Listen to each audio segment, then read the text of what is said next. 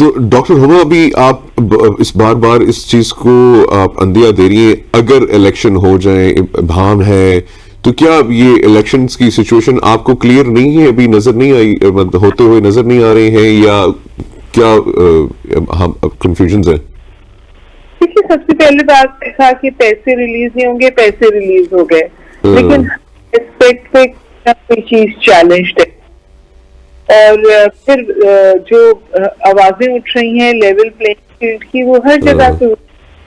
जो पुष्ट पनाही का एग्जाम देते थे, आज पुष्ट पनाही के हामिल हुए वे, तो क्वेश्चन, और फिर ये 70-80 की दिहाई नहीं है, एक नैरेटिव बिल्डिंग है जो सोशल मीडिया पे होती है। आपका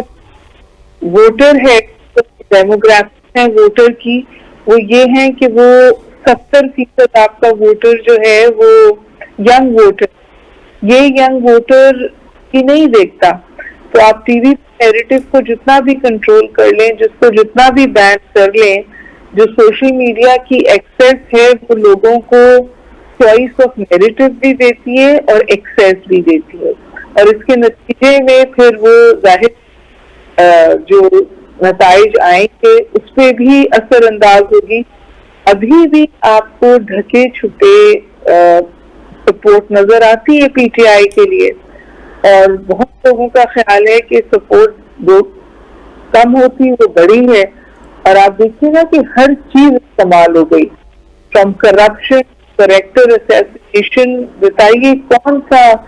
प्यार है जो इस्तेमाल नहीं हुआ।